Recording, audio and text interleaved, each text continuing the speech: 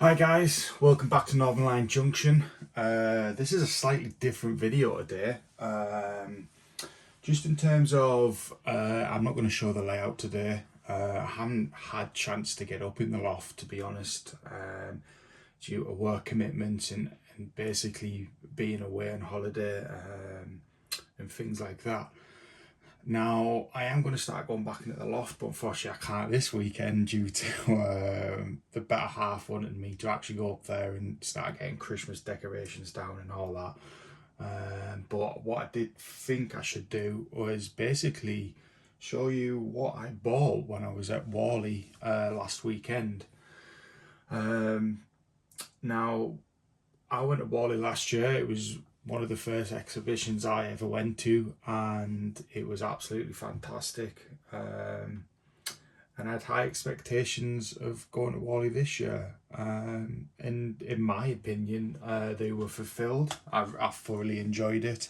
I really enjoyed seeing the different layouts there, different scales, even like different sort of regions. So yeah, there was like layouts from like Switzerland and Belgium and all places like that. I did get speaking to one guy. I think he said he was from Belgium. And yeah, his story about bringing his layout over and the size of the building that their club has over there with I can't remember the exact number, but he had a lot of layouts. The club had a lot of layouts, which is fantastic to see and speak to people from all over the world, really. But yeah, I'm going to get straight into it.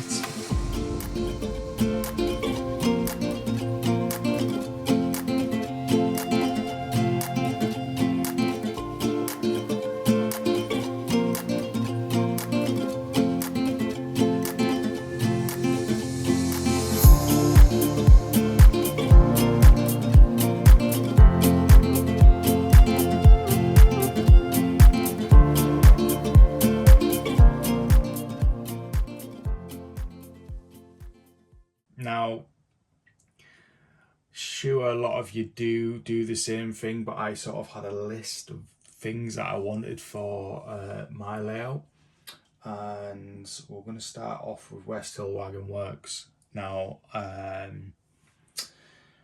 couple of the things I wasn't going to pick up, but when I got there and I seen them, I was like, I definitely need to get them.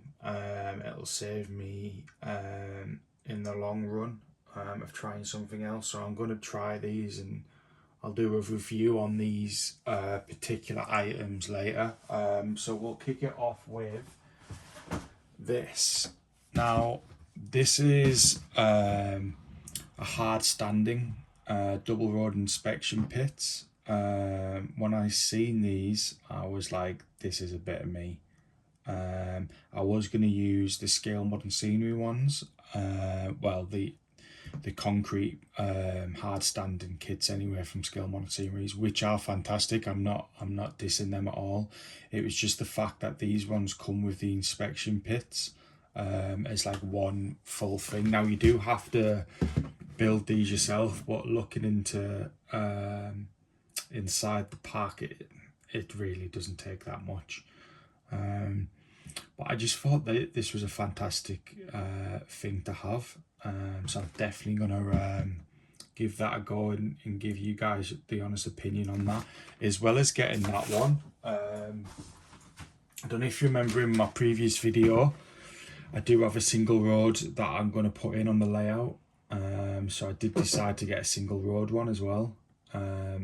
So yeah, hopefully these two are they're gonna be brilliant. So I got them, and then when I was walking around West Hill, I did see this,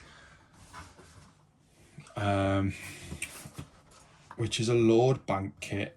Now I can't remember which person I seen use this, but I'm not sure he uploads on YouTube, but he does upload a lot on Facebook on one of the pages that I follow, and it looks class. So I need to find somewhere on the layout to put this. I've got a few ideas in mind, but I'm not 100% sure yet. But I I am gonna basically find somewhere to put this. If I have to buy another point somewhere, then I will. But yeah, that was the load bank kit there. So the next thing was this diesel refueling point. Now I've seen this on West Hill Wagon Works. It's a new product that they brought out, and I just had to get it. Now I've got a Scencraft refueling point, which is fine. It's a nice little model really, but the fact that this one comes with like hard standing, it comes with like the grills there for any spillage, etc. And then you've got the roofing and all the pipe works. I just thought it's just a solid kit really that I just had to pick it up and get it. So I'm going to give this a try out as well. And yeah, I'm not a huge fan of making models because I'm not great at it. I know you can, the more you practice, the more you get better, but we're definitely going to give it a go. These sort of kits that I've got so far from West Hill is probably a good starting point for me as far as building sort of kits like this, so we're definitely going to give that a go. The next thing I got, and the last thing I got from West Hill Wagon Works, is this. Now it's quite difficult because the sort of picture there doesn't really give too much away, but it's a Modern Image Depot interior kit. Now the first time I seen this was on Chadwick Model Railways, and I actually seen it on a stand where Charlie Bishop was at Warley last weekend, and I seen it there in, I can't remember the company's name. If I remember, I'll pop a picture up now of a double-ended sort of like twin track engine shed. It's like glass and all that, all made to look like a glass building, and it looks fantastic with this kit in. Now this picture doesn't really give it away, so I will pop up another picture of this on the video. In fact, I might, if I can try and find the picture of this kit and the engine shed together, then I'll pop that up. But yeah, this kit was definitely on my list of getting, and I'm glad I've got it now. This one looks a bit more technical in terms of building it and painting it, but I'm like I say, I'll do the smaller ones first and then I'll work up onto this. But yeah, that was the haul from West Hill Wagon Works. The reason why I went to Warley and got these and not just ordered them was purely the fact I'm post and packing. I'm not quite sure what the post and packing was, but if I'm there anyway and they're there, then you might as well pick it up and save a few quid on your postage and packing there. So that was something I'd done. So that was the West Hill Wagon Works stuff. So the next items I got was actually rolling stock, and I didn't realise, well, I say I didn't realise, I didn't think I was going to actually get any sort of Locos or rolling stock, but I seen these and I got a bit daft sometimes when I go to events. So the first thing I got was a Mark 1 BR first corridor in crimson and cream coach, which I think is absolutely beautiful. I'll get it open for you guys so you can have a bit of a closer inspection on it. If I can get into the box.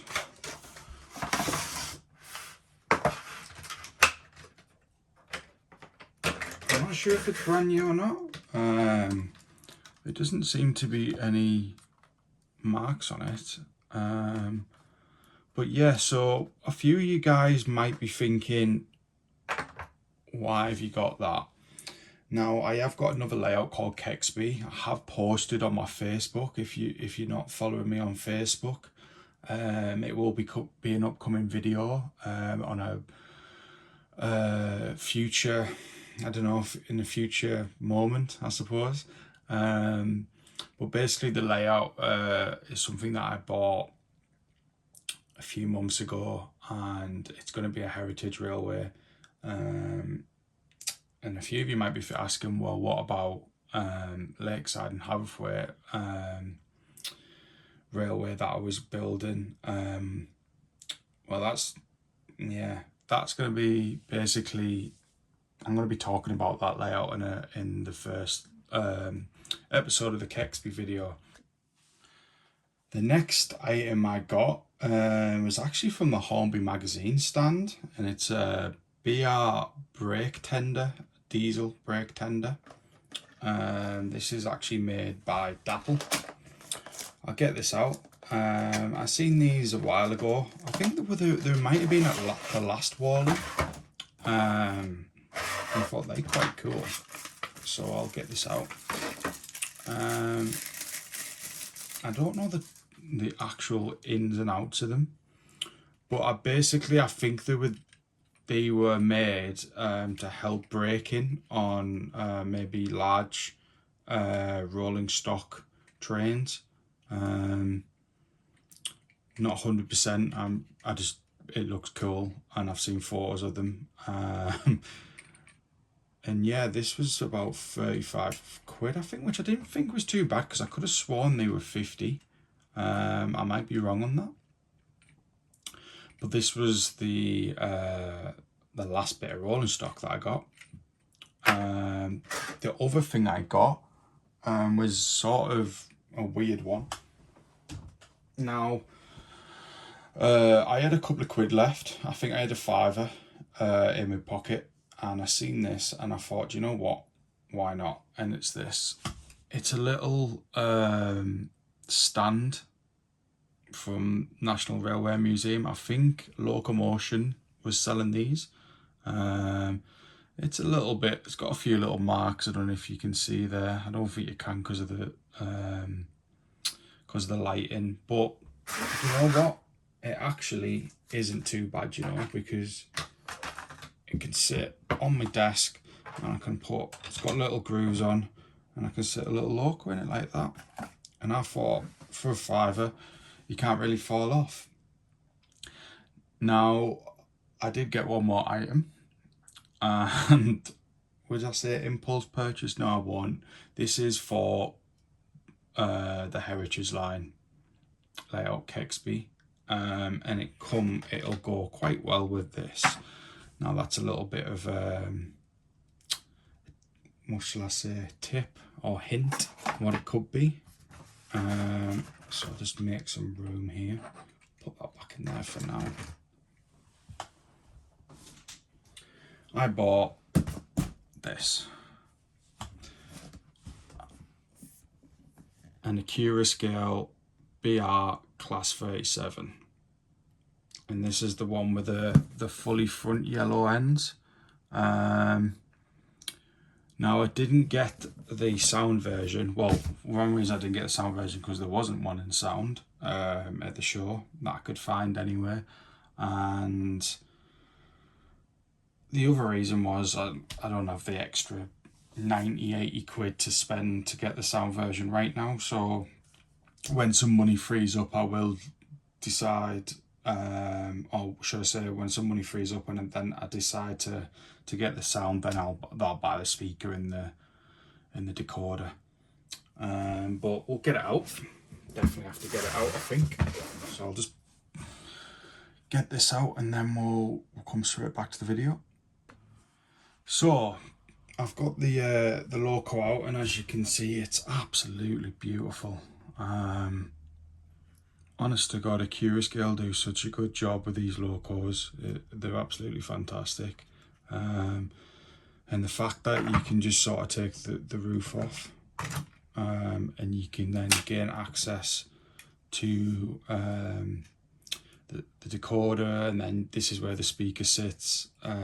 They are just unbelievable at what they're doing at the minute, and I think it's a good thing to have. I know a few people have had issues with Acura Scale models. I've never have, and I guess they're just the one-offs.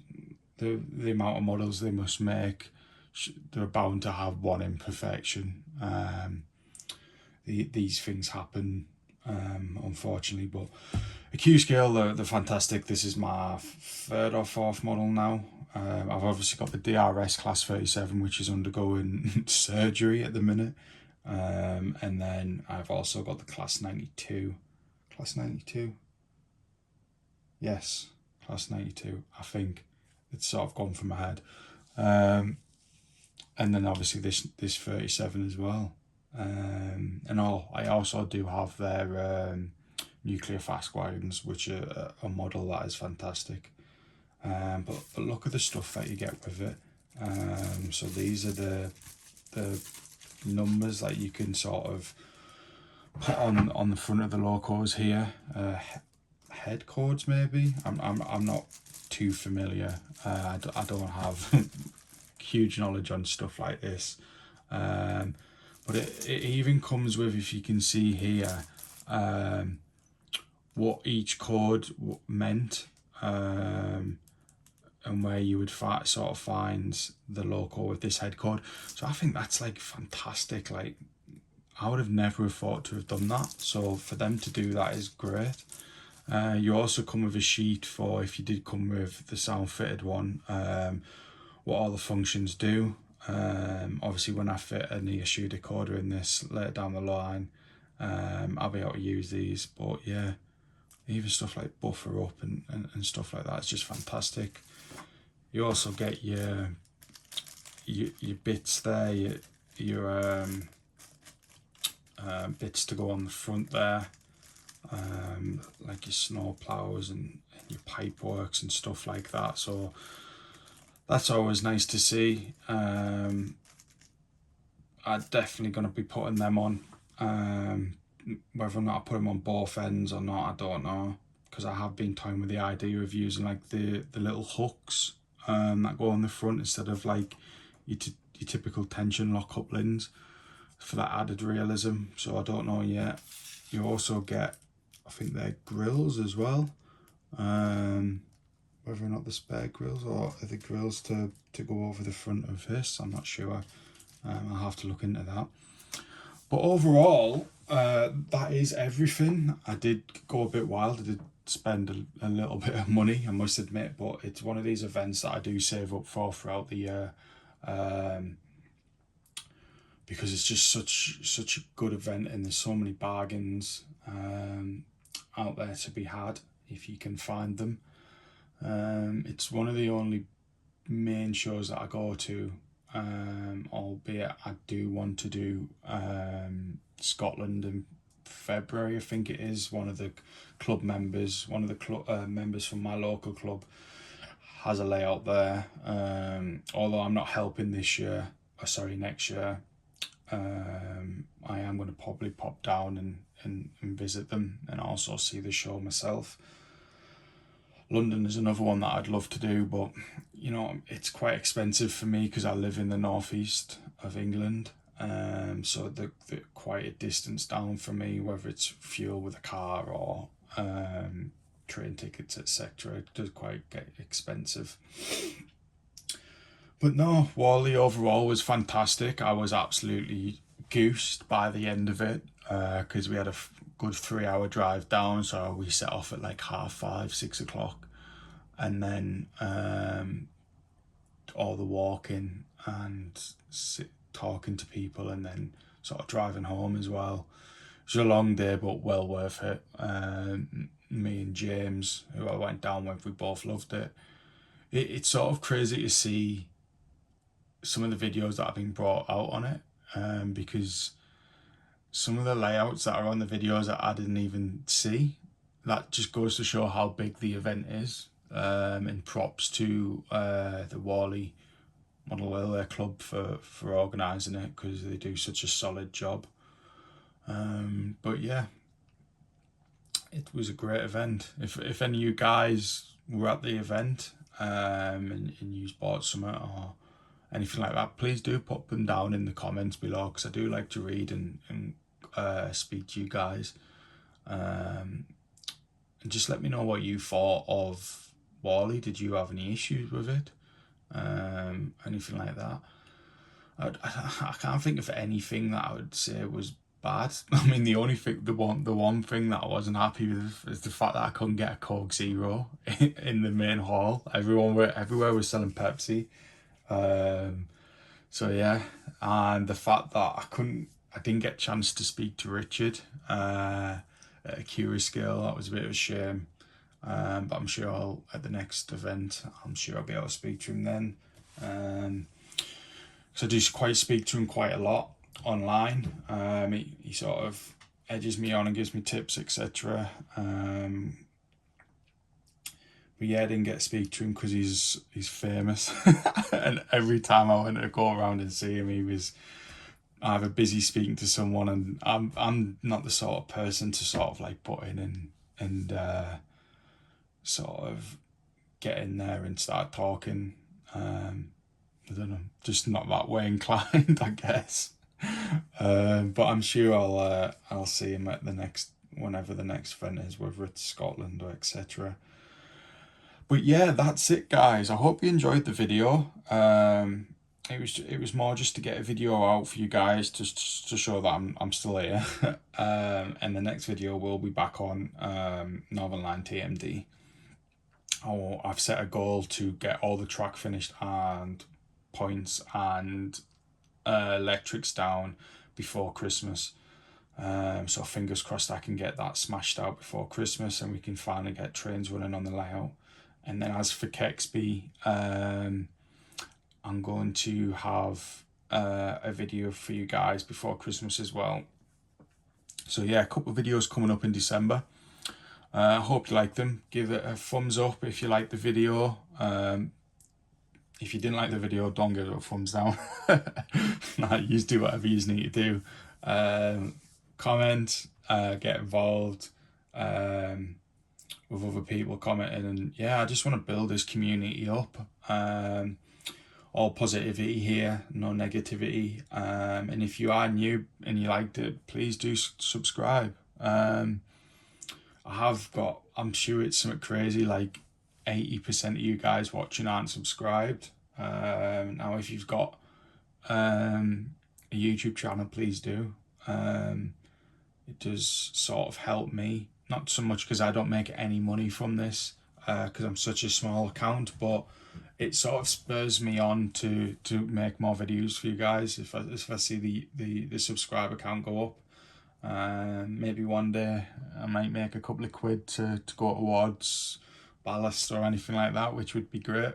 Because as we all know, this hobby is not the most cheapest. But yeah, it's free to subscribe. But I do understand if people don't want to put the details online. That's totally fine. But I hope you guys have had a great weekend and you're not all stuck in the snow like I am today. And yeah, hope you have a good week. Thanks for watching, guys. Bye.